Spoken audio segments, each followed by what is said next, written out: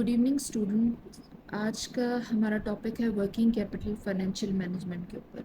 Working capital की जो management होती है उसके बारे में आज हम बात करेंगे।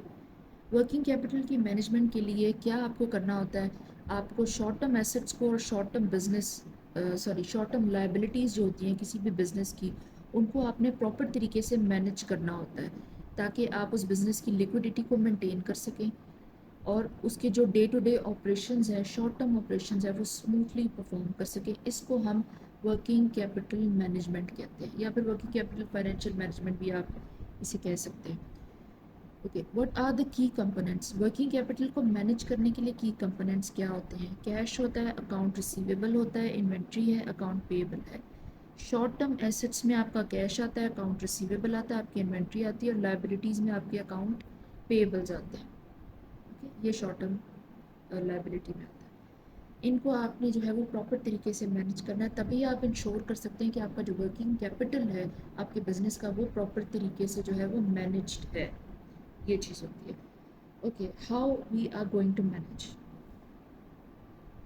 यहाँ पे बात कर लेते हैं। How we are going to manage cash management. सबसे पहले आपने इंश्योर करना होता है कि बिजनेस के पास इमीडिएट बेसिस पे एट हैंड कैश की सप्लाई इनफ होनी चाहिए ताकि जो इमीडिएटली उसको ऑब्लिगेशंस मीट करनी है, जो लाइबिलिटीज़ उसको पे ऑफ करनी है, जो एक्सपेंसेस उसको पे ऑफ करने हैं, वो लिक्विडेट हों, वो इजीली पे ऑफ कर सके। ये चीज़ होती है। कैश के इनफ्लोज और कैश के जो आउटफ्लोज होते हैं उनकी टाइमिंग को जो है आपने प्रॉपर तरीके से मैनेज करना है, तब ही आप जो है वो लिक्विडिटी बिजनेस की इंश्योर कर सकते हैं। वर्किंग कैपिटल को आप प्रॉपर तरीके से मैनेज कर सकते हैं। ये चीज़ होती है। अब कैश तो इन सारी चीज़ों से रिलेटेड होता है।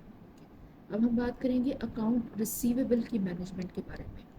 जब आप अपने कस्टमर्स को क्रेडिट पे सेल कर देते हैं, बाद में आप लेटर टाइम पे आपने उनसे कैश रिसीव करना होता है, तो अकाउंट रिसीवेबल्स जो है वो जनरेट हो जाते हैं आपके बिजनेस के। आपने ये चीज़ इंश्योर करनी है कि आपकी टाइमिंग कैश पेमेंट्स लेने की इतनी ज़्यादा ना हो कि बैड डेट्स होने का रिस्क बढ़ जाए। आपने देखना है कि किस कस्टमर को कितनी अमाउंट की आपने जो है वो सेल की है, उस हिसाब से आपने अपनी जो अमाउंट रिसीव करने की टाइमिंग को थोड़ा रखना है आपने, ताकि आपको जल्दी पैसे मिल जाए। ये चीज़ बिजनेस में आपने इंश्योर करनी होती है। दूसरा ये कि आपके बैड डेट्स के जो रिस्क है वो कम हो जाएगा इस तरीके से।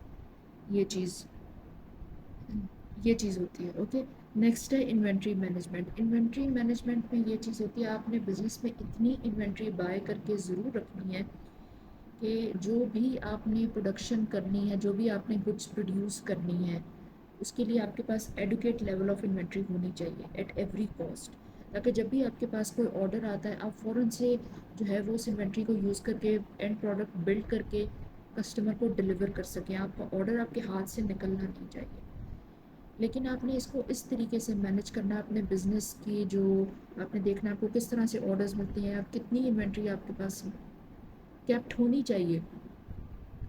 जो इन्वेंट्री की होल्डिंग कॉस्ट है आपने उसको मिनिमाइज रखना होता है। अगर आप बहुत ज़्यादा इन्वेंट्री जो है वो बाय करके रख लेंगे तो उससे ये होगा, एक तो आपकी स्टोरेज की जो कॉस्ट है बढ़ जाएगी, होल्ड करने की कॉस्ट जो है वो आपकी बढ़ जाएगी। दूसरा ये कि इन्वेंट्री एक तो वॉर्न आउट हो जाती है, पुरानी हो रही होती है, दूसरा उसकी भी कॉस्ट होती है, दूसरा डैमेज हो जाता है most of the times inventory को, तो वो भी आपको कॉस्ट बर्दाश्त करनी पड़ती है। इन सारी कॉस्ट को आपने इग्नोर करना है। आपने देखना है कि आपके बिजनेस की नेचर क्या है, उस हिसाब से जो है वो बेस्ट इन्वेंट्री मैनेजमेंट की जो टेक्निक है वो आपने फॉलो करनी होती है।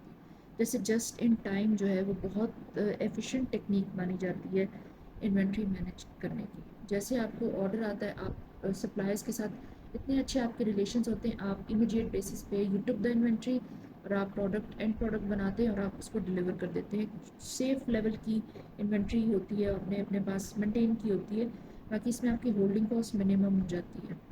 ये चीज़ होती है, इस तरह से होता है, इस तरह से इन्वेंट्री मैनेज की जाती है, कॉस्ट भी आपकी रिड्यूस की जाती है। क्योंकि आप अगर बहुत ज़्यादा इन्वेंट्री बाय कर लेंगे तो आपका बहुत ज़्यादा पैसा इन्वेंट्री के अगेंस्ट तो बिजनेस से बाहर निकल जाएगा और वो आपको जो है वो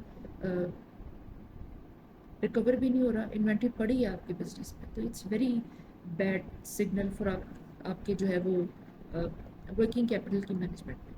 next is account payable. Okay, जब आप सप्लायर से क्रेडिट पे माल उठाते हैं, जब आप गुड्स लेते हैं, आप उनको ان کے ساتھ یہ کانٹیکٹ کرتے ہیں کہ ہم آپ کو 1 منتھ بعد 2 منتھ بعد پیمنٹ کر دیں گے، تو پھر آپ کے اکاؤنٹ پیبلز جنریٹ ہو جاتے ہیں. اوکے، تو اس میں یہ چیز ہوتی ہے کہ آپ نے اس کو پراپر طریقے سے آپ نے مینیج کرنا ہے. اتنے ٹائم کا کانٹریکٹ کرنا ہے آپ نے کہ آپ کے پاس میکسیمم ٹائم وہ پیسے آپ کے بزنس میں ہوں، آپ ان پیسوں کو بزنس میں ریوالو کر کے اپنے ایکسپینسز وغیرہ پے آف کر رہے ہیں، اور ایسٹس کے تھرو جیسے آپ انوینٹری اس سے بائی کر لیں اور آپ اپنے بزنس کو فلرش کر رہے ہیں، آپ کے بزنس آپریشن اسموتھ ہو رہے ہیں، لیکن آپ کے سپلائرس کے ساتھ ریلیشن خراب نہیں ہونے چاہیے. وہ ٹائم آپ نے مینیج کرنا ہوتا ہے اپنی پیمنٹ کرنے کا. اس طرح سے جو ہے وہ آپ کے اکاؤنٹ پیبلز کی مینجمنٹ فیوریبل طریقے سے ہوتی ہے. اور ان چاروں فیکٹرز کو، چاروں کمپوننٹس کو بہتر طریقے سے مینیج کر کے انڈیویجول بیسس پہ ایک ایک کمپوننٹ کو مینیج کر کے آپ انشور کرتے ہیں کہ آپ کا جو بزنس کا ورکنگ کیپٹل ہے وہ ایفیشینٹلی افیکٹولی مینیج ہو رہا ہے. اس طرح سے جو ہے وہ مینیج کیا جاتا ہے. اس طرح سے اس طرح سے جو ہے آپ ورکنگ کیپٹل کو مینیج کرتے ہیں. اوکے، آج کا لیکچر ہم یہیں پہ ختم کر رہے ہیں. Do subscribe my channel. آپ لیکچرس کو فالو کریں، یو ول گیٹ بینیفٹ. اور اگر آپ کو کوئی سجیشن دینا ہے کامنٹس میں سجیشن دیں، کوئی اور ٹاپک سے ریلیٹڈ اور سم سبجیکٹ ریلیٹڈ اور اینی تھنگ آپ کامنٹ میں سجیشن دیں. اور اگر آپ کو پرائیویٹ ٹیوٹرنگ کی ضرورت ہے تو بھی آپ کامنٹ میں سجیشن دے سکتے ہیں، آپ کامنٹ میں لکھ سکتے ہیں. You will be provided. Thank you.